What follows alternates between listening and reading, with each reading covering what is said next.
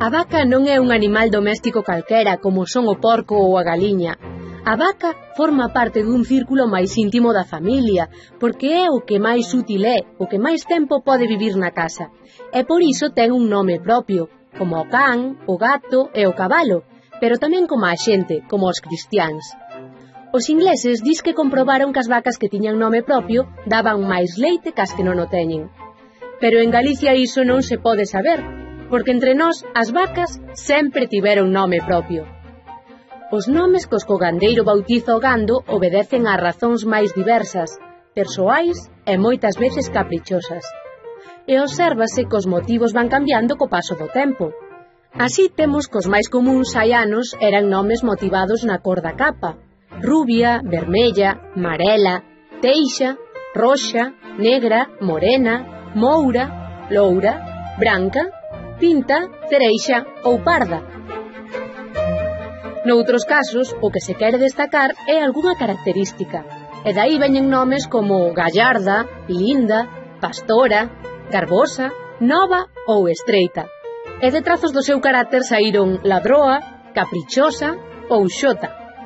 Outras veces póñenlles nomes de animais, anduriña a unha vaca pinta ou pomba a unha branca. Tamén nomes de plantas, castaña, figueira ou nogueira.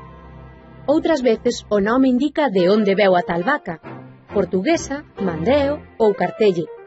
E outras veces é o nome do dono ou da dona.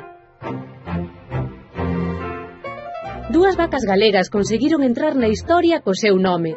Foron Parrula e Elvira, as dúas primeiras vacas que morreron en Galicia a consecuencia do mal das vacas tolas, hai xa 10 anos.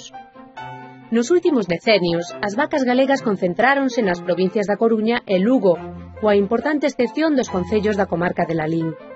Hoxe hai menos gandeiros, pero con máis vacas, e a imposibilidade de ter sempre nomes novos para unha granxa de máis de 200 vacas cambiantes abriu a porta nunha granxa luguesa a nomes de políticos de todos os partidos e a nomes humorísticos como personaxes famosos no seu momento: Dúrcal, Carina, Pamela, Pantoxa, Chicholina, Sabrina, Chenoa, Macarena, Tonecha ou Gallosa. Ben falado. Para sacarlle o leite á vaquiña hai na que? Cuxir. Se a unha cadeira lle falta un pé, estará Coxa. Mas como sabes? Vostedes que ven aquí a cabeza dunha vaca ou dun boi, e efectivamente este é un signo da escritura xeroglífica egipcia que representaba probablemente iso, unha vaca ou un boi. Dos egipcios aprenderon a escribir os que vivían no Sinaí e estilizaron, como ven, moito a figura.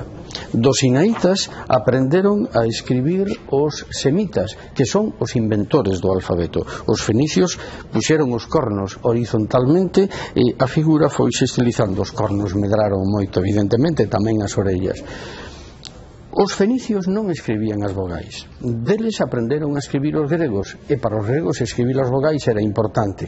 Como isto representaba un son que non había en grego, utilizárono para representar a vogal A e puxeron os cornos cara abaixo. Así que xa ven como dunha vaca naceu o noso primeiro signo alfabético, a letra A, que na forma minúscula aínda se lle perciben un pouquiño os cornos. Xa ven se é importante unha vaca na nosa cultura.